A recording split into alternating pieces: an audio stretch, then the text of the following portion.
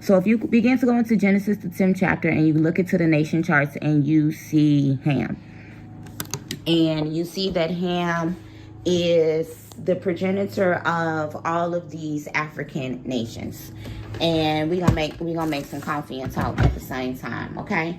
Ham was the progenitor of these African nations. And we began to look, and he had a son by the name of Shem.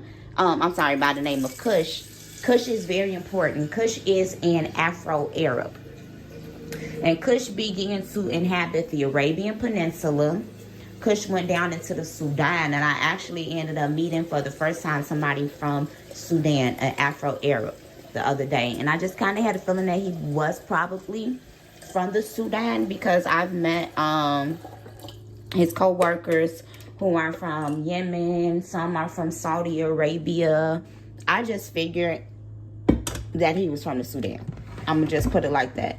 And so he told me he was from the Sudan. And he was like, you know, that's an Afro-Arab country. And I was like, yeah, I'm a Hebrew. And when I said you got a static, and we talked. So we began to look at Cush. He not only went into the Saudi Arabia and into the Sudan, he also, of course, most people know Cush for founding the Ethiopians. It's very important to know that the Cushitic people ended up being called Nubians, but that's a derogatory term for them. They don't like that. And so, you know, a lot of African Americans be calling themselves Nubians as well, and we'll get into how. So out of Cush came Nimrod. And Nimrod was called a mighty hunter. And it's very important to know that Nimrod was called a mighty hunter, but so was Esau. And we began to look into the book of Jasher. We know that there's 3 different books of Jashers, and only one of them is accurate, so you got to be careful.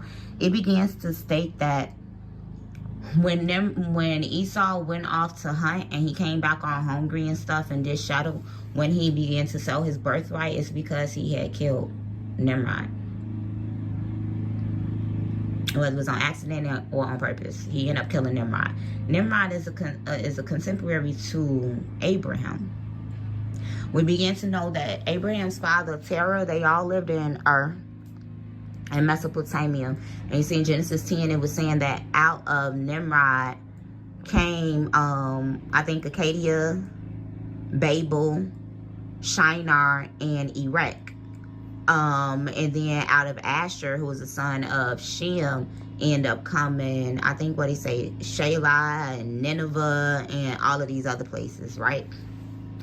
So, when you began to, and then you know all of the worship that was going in there, so that's already showing you how the Hebrews and the Hamitic people, they shared a lot of, the same customs. They came out of the same father and all of that, right? So when you begin to look into the Cushitic people, these Ethiopians specifically, a lot of them have an oral tradition of being from the tribe of, most people say Dan, but when I talk to Ethiopian, and when I meet them, whether they in Jamaica or North Carolina or even here in Chicago, they say that they from the tribe of Judah. And this makes sense because a lot of them began to link themselves back through Sheba and the Solomonic dynasty. And we began to see that Cushitic Arabs, they were seen amongst those who are known for a fact to be part of the Solomonic dynasty in 722 BC in West Africa. When you had the Soniki, who were called Moors, and the Mendes, and the Fan or the Don people, they were in West Africa during that time. And that's during the same time and right after the Umayyad Caliphate, who was seen to take over Hispania.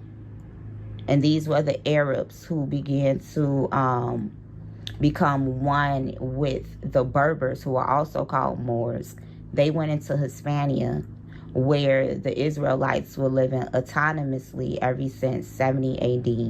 And then in the 2nd century, where you began to see Judah and Benjamin live autonomously under the Hasmonean dynasty, when a lot of us were becoming Hellenized under the Greco rule.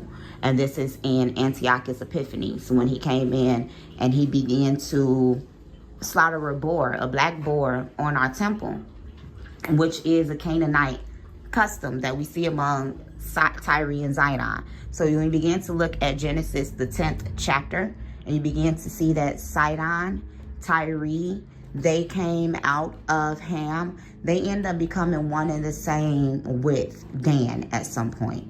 So when you go to Genesis 14, when Lot ended up needing to be rescued by Abraham because they was not having it. So when you begin to look at Genesis 14, remember my Bible's not directly in front of me, you'll see the nations in Genesis 10 that's correlated to Ham, in those nations, and the ones with Shem.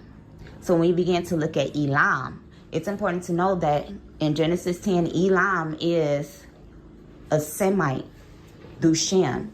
And these are the Indians. The Indians had a great Persian influence. You see a lot of Jews in India on today, and they know that they are Jews. And unfortunately, when these are Hebraic markers, you will still see if a father is poor, he will sell his daughter. And they also still practice temple prostitution, which is why if you ever see me with a wig on, it's fake. And it's on purpose. It's not because I can't get some human hair. And if I do have some hair on my head, it's because I have fibromyalgia. I have a lot going on in my body, and my hair is really, really, really long and really thick. And it takes a lot. I can't always do my hair. And I just like to change up how I look. But most of the time, I'm going to do braids or crochets versus that. But that's why I wear synthetic hair. Because I used to wear 100% human hair where I'm getting it, but I began to notice I would snatch it off my head. I don't like stuff in my head. Like my kids can tell you, I don't like stuff in my head. So when you begin to look into all of this, you will begin to see that over in India, they keep the same practices as they did in Egypt, as they did in Sodom and Gomorrah, where these women will grow out their hair very, very long, and then they would shave and shone their head and sacrifice it to the deity. We still see these practices. These are Israelite practices. When you begin to see our Nazarite, and they begin to take a vow, and they grow out their hair, and at the end of their vow, they shone their head and they sacrifice it to the deity. So we begin to see Elam become confederate in Genesis the 14th chapter with Sodom, with Gomorrah, with the kings of Shinar and Babylon and so on and so forth. It's because that these people group are always amongst each other. And this will also lead us to Psalms 83. That these Semitic and Hamitic people will come to war against the children of Israel. Line up on line, precept on precept, here a little, there a little. Then when you go down some more, in Genesis 14, you'll see that they chased them out to Dan. The worship of the serpent that you consistently see amongst the Dahomey. You consistently see this even amongst the Indians, even in Babylon and in Egypt and so on and so forth. So we began to remember when I did that video concerning the Amorites, and you begin to look down Genesis 10 when it say that Canaan is the father of the Amorites. And so you remember how I began to say that in history, the Amorites were described as having pale skin, blonde hair, blue eyes, and sometimes red hair. And they went into the Caucasus Mountain and founded Turkey. So there's a hypothesis that some of these Ashkenazim, now we have to know that the Ashkenazim are the Rhineland Negroes, the free and enslaved Moors, blacks, and mulattoes. So some of these people were passing. I had some passing ancestors, but then when they came here, they definitely got reclassified as black. Because if you scratch a lot, you have to remember that a lot of our people, they would even Christianize their name. And if they could pass, it was safer. Just like a lot of African Americans were reclassified as African American versus Native American because it was safer. So you have to remember that the Ashkenazim that you see today, a lot of these white people are real bloodline Jews. And they're not white people. They're not Amorites. They're not Caucasians. Their people were mulattoes who were passing. And so when you go back to their bloodline, you're going to end up finding a Negro. Like, we have to know that our European last names belong to us majority times, more times than not. History has been taught to us in reverse. So a lot of these Jewish who are truly Edomites, remember when we be talking about the Hasmonean dynasty, when we forcefully converted the Edomites to become Jews, to take on our religion, just like when you go into Isaiah, the 11th chapter and the 11th verse, it begins to talk about how in the end time prophecy, in the second Exodus, the Israelites that was left over from Cuth, which was in Mesopotamia, the ones left over from Hamath, which is in Africa, the Israelites left over from Elam, which we said was India, the ones left over from Sephardim, which is in Spain, all Havilah, which is connected to Shem, which is in Africa as well. And we also have to remember that when you begin to look in Genesis 10 amongst Ham, he had a son by the name of Dedan. Dedan goes into correlation with the Edomites, T-Man and Dedan. They have great prophecy of catastrophe in end time prophecy. But we also have to know that Sheba was seen in Ham, but Sheba was also seen amongst the Shemites as well. And this is because these people groups inhabited the same places together as well. And plus, there were cities and countries with different names in the same regions. So we began to look at the Amorites going into the Caucasus Mountain and going into Turkey and founding it. These are people with Levant blood, with Near Eastern blood. And when you begin to read in Genesis 26 and Genesis 36, you'll begin to read and begin to prove out that Canaan indeed was married amongst by Ishmael as well as by Esau. And Esau through Eliphaz progenerated the Amalekites.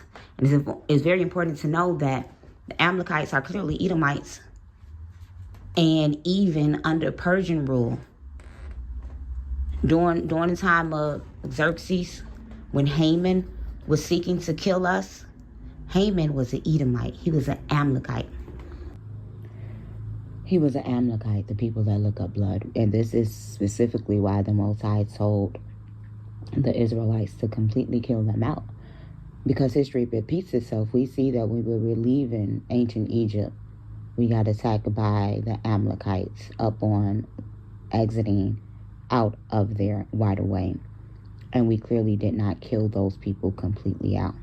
So you have the Amalekites today whom have become Judeans, as well as Edomites whom have become Judeans. And this literally just means those whom were living in the providence of Judah and those whom converted to Judaism while living in that providence. And we see, as I forestated, that took place in the 2nd century. And it's also important to know that in the time of the first temple and during the second temple, that these Jews are seen in the Iberian Peninsula as well as in Hispania. Now, it's very important to know that when I began to talk about the book of Isaiah, the 11th chapter and the 11th verse, that we were placed into these different places, causing the need for a second Exodus. And then even when you begin to continue to read down to the bottom, it begins to say that when the people, the Israelites that are left over in Egypt, that the Most High will put his hand over the Egyptian sea and cause 7 streams to be created as dry stride, so that the people could walk out as they did in the time of us exiting Egypt, but it will be greater. So the second Exodus will be greater. There will be 7 streams. And so when we begin to look into the fact that there have been several incursions and several different captivities, that in the time of us, the need for us to come out of those places is because under the Assyrian captivity, which we have spoken about before, we were removed out of our land. We were removed out of Jerusalem. which is where you get the Assyrian, Babylonian, Samaritans that you see today, whom keep a version of the Jews' religion alongside their pagan worship. And why is this important, and what does this have to do with the title of today's video, which is the Khazars and the Horites? Y'all know I'm gonna line all of this up. So as you know, as I forestated, how the Amorites are your Caucasians, your Turkish, and this is how even some of your Jewish, and it is due to the fact, as we said, now I have to keep saying it because of where I'm about to go with this, is when you begin to have the Amorites via Canaan, and you know that Esau married into Canaan, Esau married into Ishmael, Ishmael married into Canaan. And these Amorites went into Turkey, went into the Caucasus, and founded these places. And they are known to have Levant blood. They began to, this is the Ottoman Empire, this is the Byzantine Empire, which is why if you give a DNA test to the Jewish converts today, that we call converts, but the world population known as Jews, the reason they will have markers is because some of them are Amorite in blood.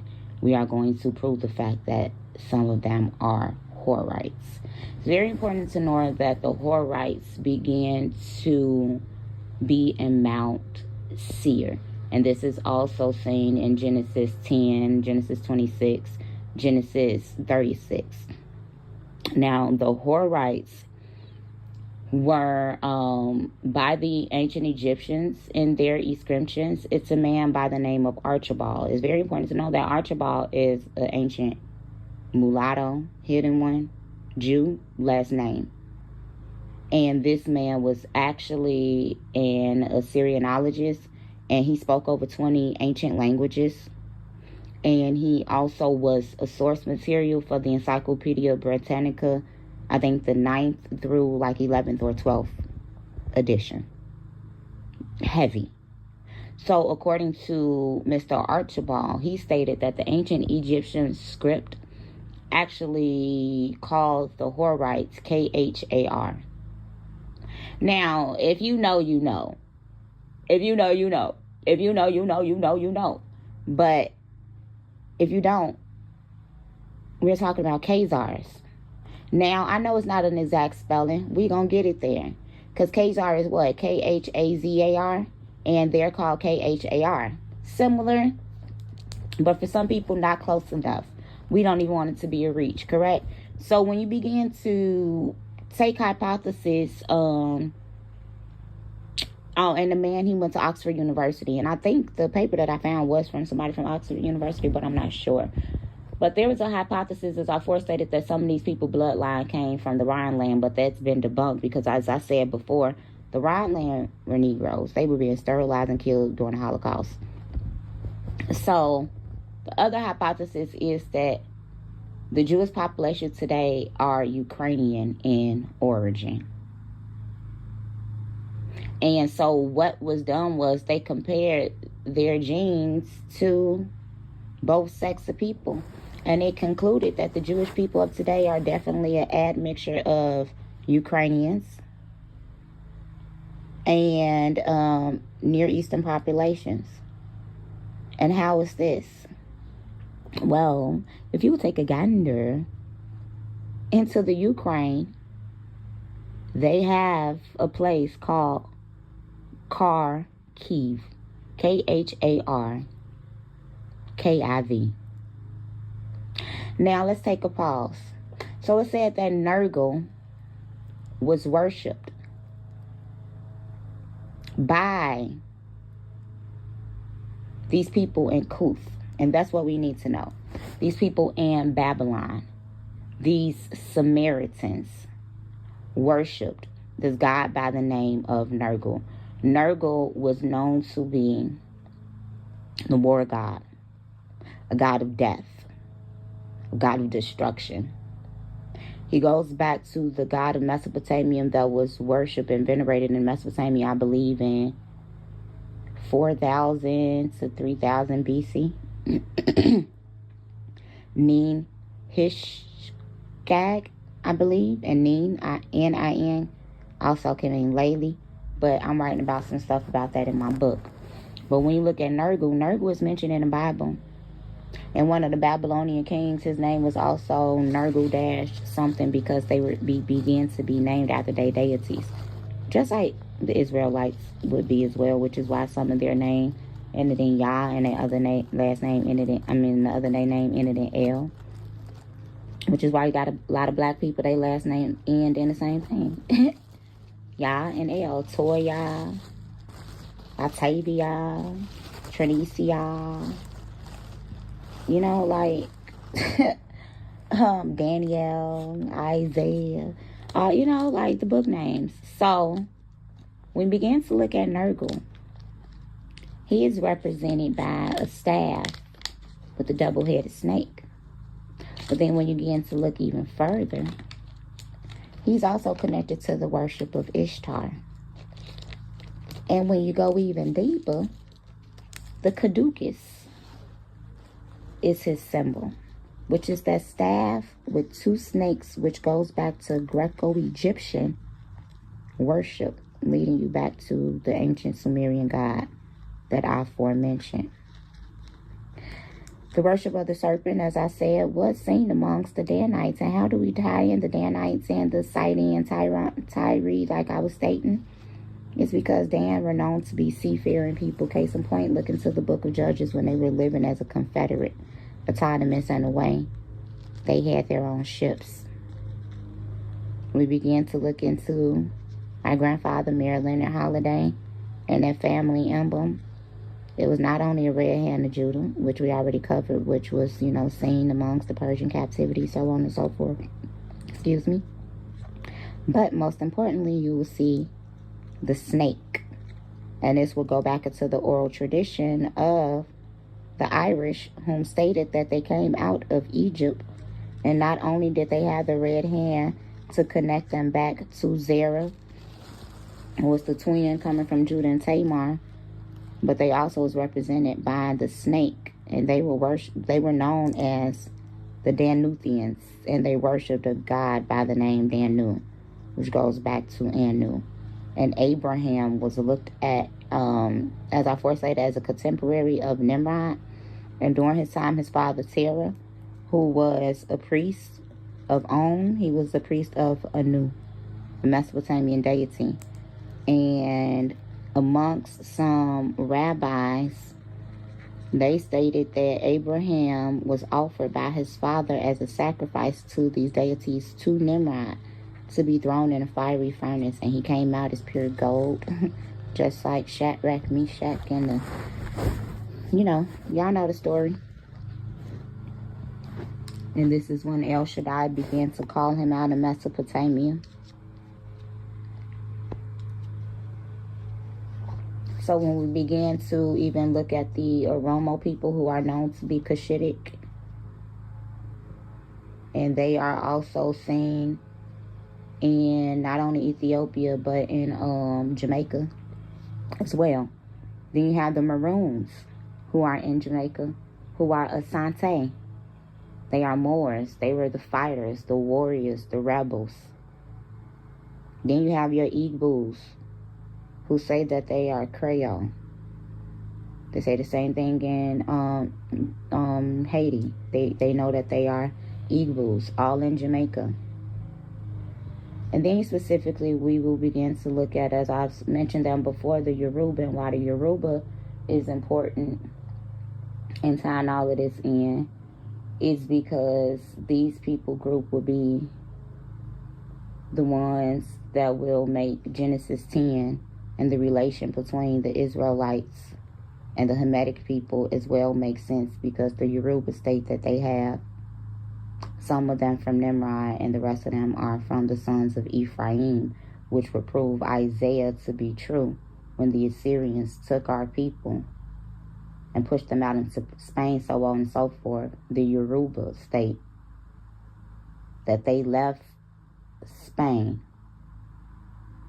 when the Umayyad Caliphate, who were polytheistic Arabs who coincided with some Berbers who were also called Moors. They went into Hispania and they began to take over. And these Jews that did not want to be converted to Islam fled, and they went into Morocco and into Northeast Africa. And it's important to know that back then, ancient Ghana was in Mauritania. So these are also another set of known Israelites, because the Asante, the Moors in Jamaica, they're a Khan from Ghana. In modern day Ghana, you will also see the rods and the golden stools, the Queen Mother and circumcision, so on and so forth, because they're Moors. And they were in Mauritania during these ancient times. These Horites are Khazars, This is how these people have always lived among us and will continue to do so. So history has proven, DNA has proven, linguists have proven, and immigration has proven that some of these Jewish people are Amorites, Edomites, Horites. Let's continue to learn and grow together. This is Jacolia of Jacolia Gems. Line up on line, precept on precept. Here a little, there a little. Food for thought. Wait, y'all, I forgot something. This is how we prove that. Because if you go to Kharkiv, Kharkiv, their flag, their emblem, it has the cornucopia on there. And I know a lot of people are like, oh my God, that's Egyptologist, that's Babylonian. If you begin to go look at the coins from the time of the Judeans, the Hasmoneans, that was living autonomously along in the Greco-Roman rule, we used the cornucopia and we also used the fleur de lis as our symbol. But the most important symbol that y'all finna see jump out at y'all when y'all go look at that their symbol is indeed the caduceus. The rod with the two symbols, proving that the Kharkiv, Kharkiv, in the Ukraine, they worship Nergal, just as the Horites, the Huranians, did in ancient Egypt time. They continue their practices today. So, yeah, there we go. Bye. Hey guys, this is Jacolia of Jacolia Gems. Thank you for once again coming back to view my channel. For those of you that happen to be here for the first time, I definitely hope that you hear something on today that will persuade you to stay. For those of you that happen to be returning, welcome back home, family. So I know it's always some time, but y'all, thank you for bearing with me. With that being said, we're just going to jump straight into today's video while I have just a little bit of energy. So I'm going to try to pump some of these out throughout the weekend. I'm going to try my hardest, okay? We are going to talk about the Edomite that I met a couple of weekends ago here in Chicago. And she was about my complexion. I was in the gas station on my way to the this West African event here. And I'm just in the gas station, literally. And she walked up to me. And she was just like, started complimenting me. You know, I spoke back, thanked her, I smiled. Then I noticed the accent. I was like, oh, where you from? And she said, Africa. And I was like, well, what part? What tribe? And she was like, she was hesitant because, you know, a lot of people are not learned on Africa and the different countries, different languages, different people groups. And I still do not know. You could fit a thimble full of what it is that I know about that great place. And so then she began to tell me that she was from Edo land. And I said, oh, really? One of my sisters live in Igbo land. And she was like, yeah, the Igbo and the Edo live very close to each other. I said, so do you identify with Esau being your predecessor? And she looked at me and she was like, oh, if you take it that way, yeah. But you know, everyone in Edo land, well, most people believe in their own. And then at the same time, we said Orisha. And then she began to talk about Oladumadre. So I want to begin to tell you guys about Edo of Nigeria, and even their relations to the Yoruba. And we have talked before, guys, about the Yoruba having some conglomerates of Canaanite among them, but also having a large factor of the sons of Ephraim amongst them. We know that those people groups are called the strange people by Native Africans, the Yoruba. These would be the Northern Kingdom, who actually have an oral tradition of fleeing from the Spanish Inquisition back into West Africa. Hold on to that Hebrew nugget as I continue to talk. It's very important to remember that the Yoruba identify as Sephardic Jews who fled from the Spanish Inquisition back into Africa. We already know that there are multiple occasions in the Bible where an Israelite would flee into Egypt, into Africa, in order to blend in from their captives. Let's begin to continue. So when you begin to look at the Edo, they are also related to the Idomas. The Edo is EDO, the Idoma is IDO, IDOMA, and the Igala, IGALA. And I talked about them before, but I just love meeting people who are from where I talk about to begin to say, yeah, how did you know that? Because she was pleasantly surprised, and she even began to say that she is a prophet and her parents are apostles. So I began to share with her my background and things of that nature. And it was just very confirming to meet an Edomite who looked like me. But that's not alarming because I have Choctaw Native American ancestry. And we're going to see how all of these people are Afro-Arab. So when you begin to look into Edo land in Benin, where a lot of these people are, the word Benin, B-E-N-I-N, comes from the Portuguese word, it is Portuguese, B-I-N-I. And we'll begin to look into this word with the Hebrew meaning, B-E-N-E, it means son or boy. And so Edo, Benin. Edo means red. Edom means red. So this literally is red son or red boy. When we begin to look into the biblical narrative, we see that Esau was named Edom, meaning red, for the portage, for the lentil that it is that he began to eat in exchange for his birthright. Now, he was also born ruddy. Now, whether you want to say that it looks like a red bone, like Aubrey, like a French Montana, or if he looks like a red bone as far as someone that would look like, who's a red celebrity that I could mention? I don't know. No one is coming to me, but someone, if you just look up a ruddy Saudi Arabian, those are Edomites. Very red, very complected, very pigmented in their complexion. So it could be a couple of different things. Even when you hear us, when we talk about different type of red people, it goes from your Creole looking people to your deep burnt caramel looking people. And so he's also known to be very hairy all over.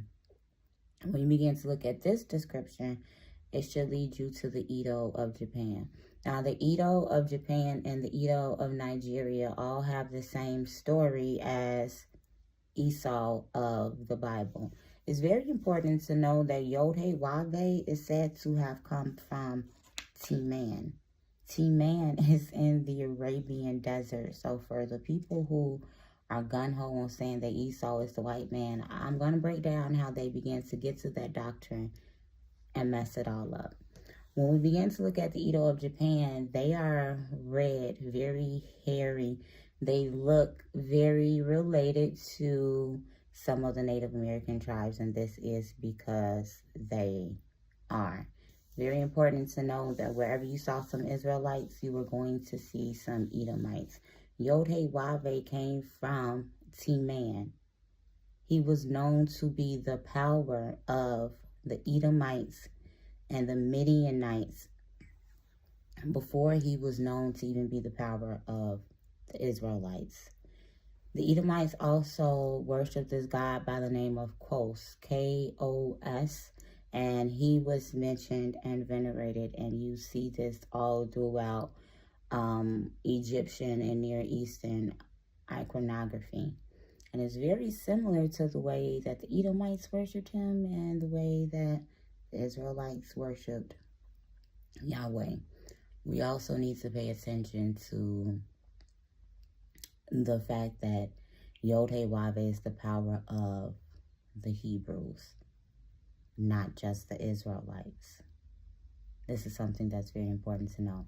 So when you begin to look at the Edo of Nigeria, what color do you guys think they're represented by? They wear a red tunic, red anklets, red necklaces, red waist beads, red bracelets. Their color to represent them is red, and they look just like, quote unquote, regular Negroes. We have to know that there are many Negro groups, many Hebrew groups, and it's important to put the title of the predecessor on who you come from as a Negro.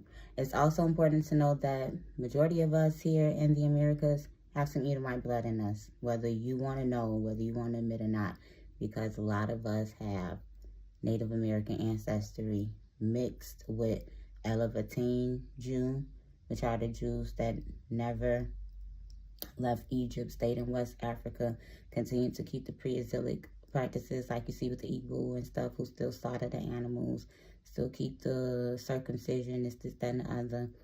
And then some of them were pushed down into slavery through this transatlantic slave trade. You have your Sephardim, who knew who Christ was. And they're the ones who began to come in and to convert the Elephantine to begin to introduce sin. Then you have those who were forcibly converted to Islam and to Christianity, who came over here as freed man and freed woman after the French Revolution, the Spanish Inquisition, so on and so forth. There are many different, even Israelite groups. Like, history is deep, y'all. So when we begin to look at the worship of Kos, we also have to look at the Edo name of their god being Osaluba no Guda, meaning God Almighty. And I just find it interesting that the Osa, Kos, the OS, is very prominent throughout this worship, but we also see God Almighty, and he's thought to be omnipresent, omniscience, and omnipotent. Is this not how some theologians begin to describe the power of the Bible, all seeing, all present, all knowing? When we begin to look at the different land masses of Benin, one of them is Isoka, and it reminds me of Isaac.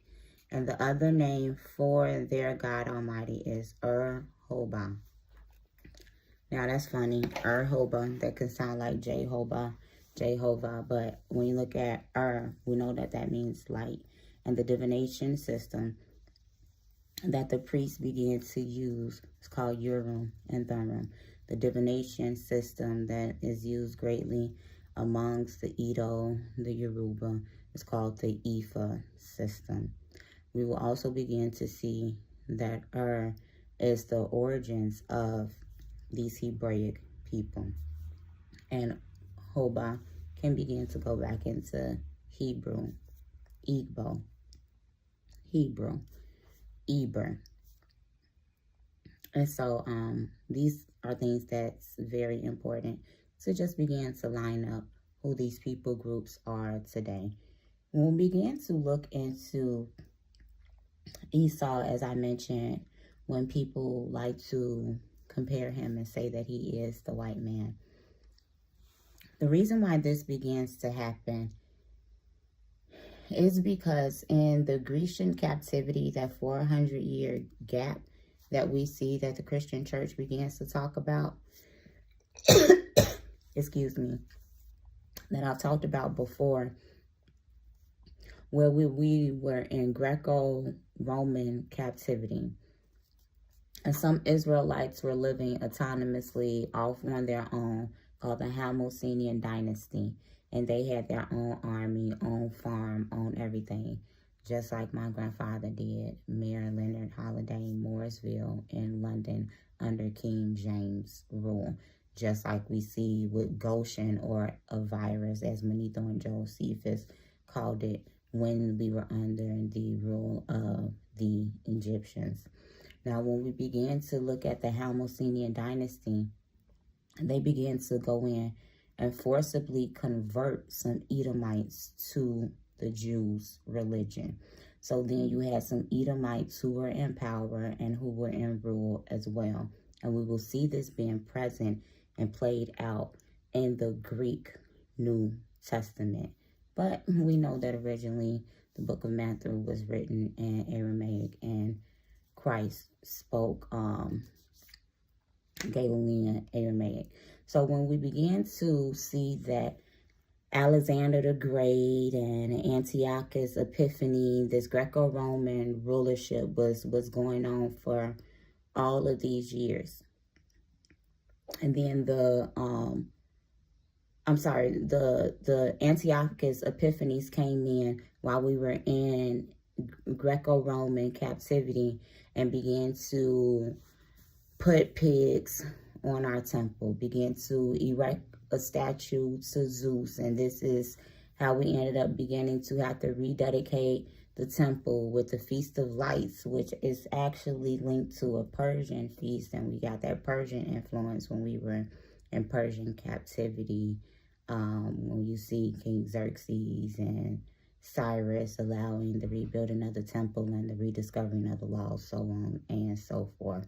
So when we began to see the Israelites come out of that captivity, you would have whom we know to be Herod. And when we began to look at King Herod, Herod was not only an Edomite, but he was a Nabatean. These are two different Arabic group of people. The Nabateans were birthed out of Hagar and out of Ishmael. So you got some more ruddy, red, black people who can look like, you know, the many phenotypes that we have. They likely had the looser, curlier of the hair. He probably looked more so Hispanic, more so Italian, more so, you know, of that end of the Sephardic spectrum, being an Nabatean and being an Edomite mixed in together. So when the Herodian dynasty ended, Greece came in. And this is where you have the confusion, because in history, you will see that Edom begins to disappear. So then people begin to say that Esau is the white man. But the reason that the disappearance began to happen is because of the forceful conversion that the Jews had over the Edomites in Greco-Roman captivity. So the Edomites ended up becoming the Jews that you see today. Line up on line, precept on precept. Here a little, there a little. And this is what happens when I go outside. I ask people who they are and 1 or 2 questions to confirm my studies. And then I pull out my phone and attempt to make some videos to prove things to be what they are. Thank you once again, y'all. This is Jacoya or Jacoya Gems signing off. Food for thought.